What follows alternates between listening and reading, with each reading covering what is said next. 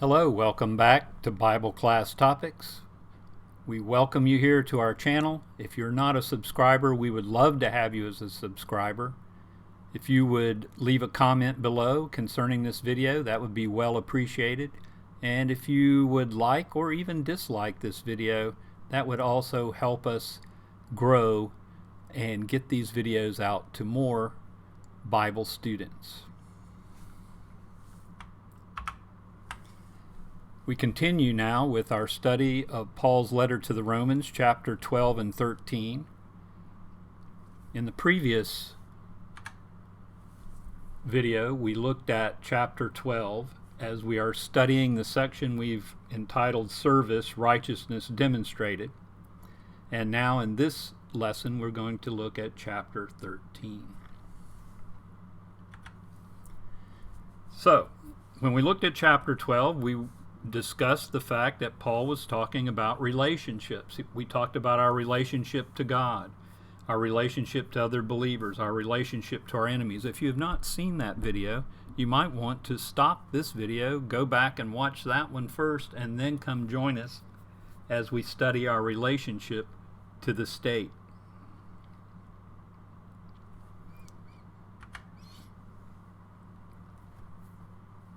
There are three institutions sanctioned by God. The home, Genesis chapter 2, the government, Genesis chapter 9, and the church, Acts chapter 2. It's beyond the scope of our study and beyond our time frame that we like to keep our lessons under 30 minutes for us to read all of those passages. But you can note them down and take a look at those at your own speed. Even though Paul's Roman readers were not under persecution at this time, Christianity was soon to feel the wrath of the emperor. Today, there are those that teach rebellion against the authorities in the name of Christ. They would expect us to believe that civil disobedience and rebellion is the Christian thing to do. Paul will show us 4 reasons why Christians must be in subjection to the law of the state.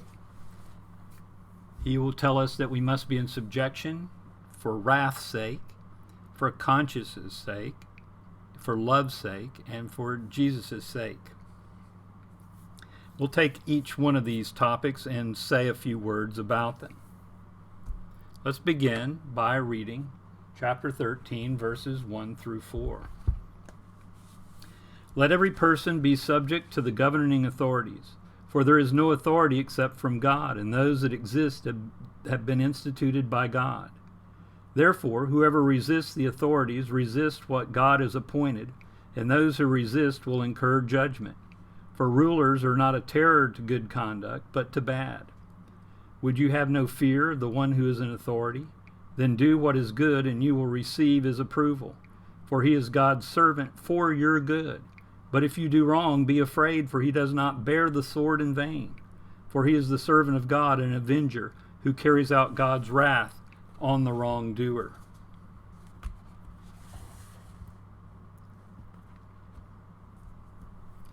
The authority to rule comes from God. To resist the law of the land is to resist God.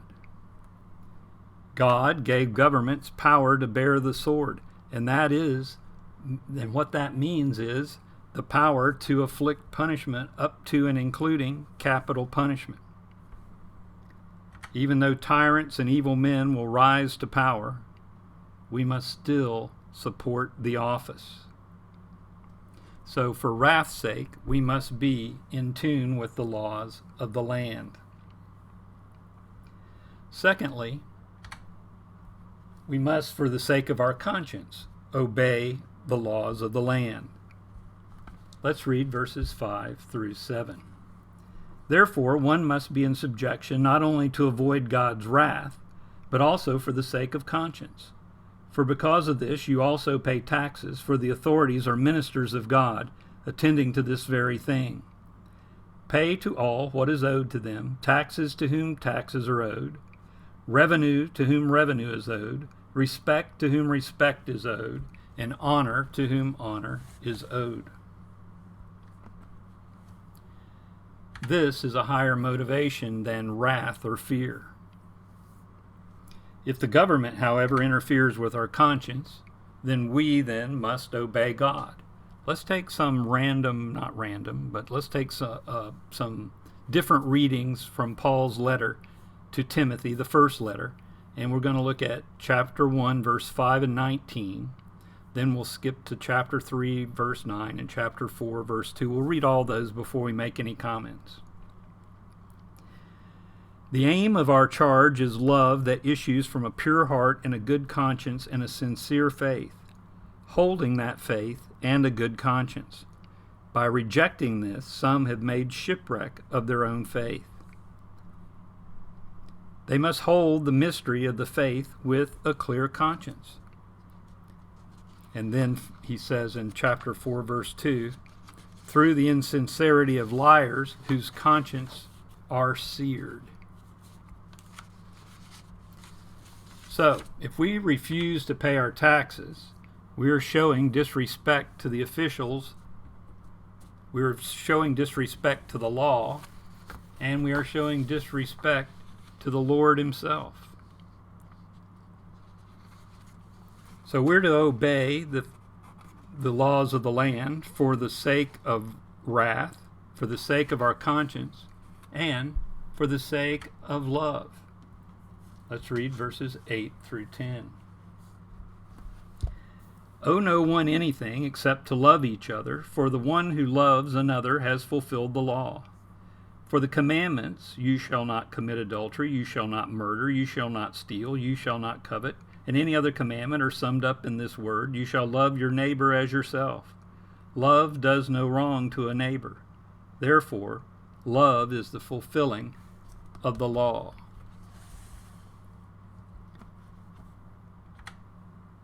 Besides government officials, we are to love one another. Once again, as we said in our last video, what love are we talking about here? Well, in English, we have the word love. The Greeks had at least 4, if not 5, different words for love.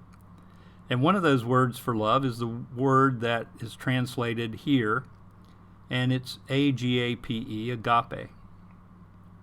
And it's the kind of love that looks out for the other person's interest first.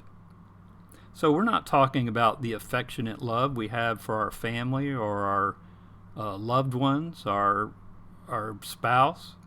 We are talking about the kind of love in which we are willing to turn the other cheek, the kind of love in which we are willing to go the extra mile. It's looking out for the other person's best interest ahead of our own. We have to love one another. Do you realize if this kind of love was practiced correctly, there would be no need for any other law? Part of this law would include sound and honest financial practices. Did you know that the Bible forbids charging high interest, robbing the brethren, and failing to pay your honest debts? Finally, we need to respond appropriately to authorities for the sake of Jesus Christ. 11 through 14. Besides this, you know the time, that the hour has come for you to wake from sleep, for salvation is nearer to us now than when we first believed. The night is far gone, the day is at hand. So then let us cast off the works of darkness and put on the armor of light. Let us walk properly as in the daytime, not in orgies or drunkenness, not in sexual immorality and sensuality, not in quarreling and jealousy, but put on the Lord Jesus Christ and make no provision for the flesh to gratify its desires.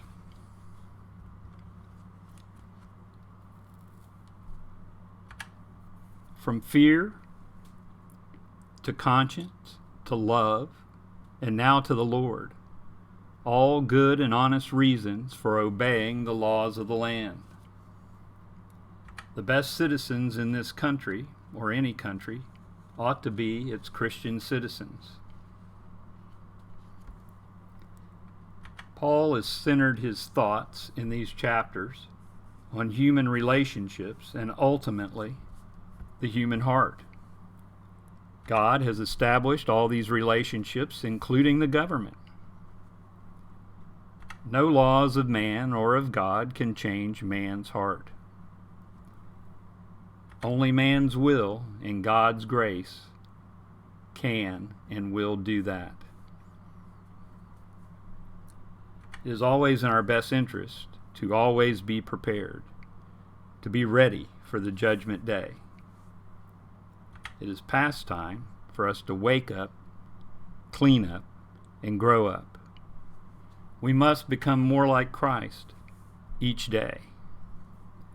We must feed the inner man to grow spiritually. Then, if we can grow spiritually, we can become successful workers for the Lord.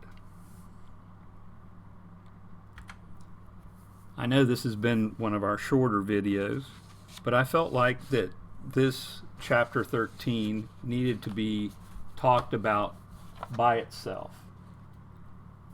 We are living in strange and mysterious times. This video is being recorded in the middle of September of the year 2020, for those of you that will be watching in the future. We're being threatened by COVID-19 in our own country of the United States. We are having civil unrest based on different problems, racial problems, financial problems, etc.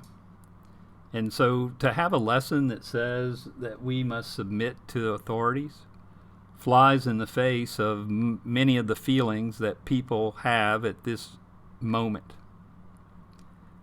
I hope that everyone who's studying along with me realizes that we need to be the best Christian we can possibly be.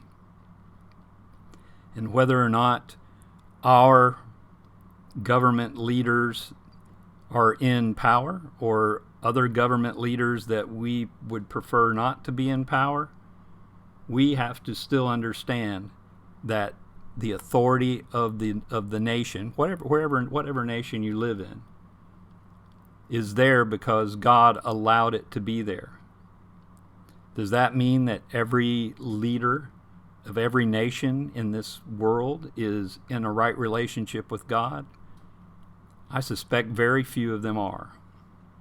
But in the meantime, we have to do what we can do as an individual. And what we can do as an individual is that we can love the Lord our God, and we can love our neighbor as ourselves. My prayers are with the world now, and my prayers are with you, and thank you for watching. We'll be back again, Lord willing, next time, and begin our study of Romans chapter 14. Until then, may God bless.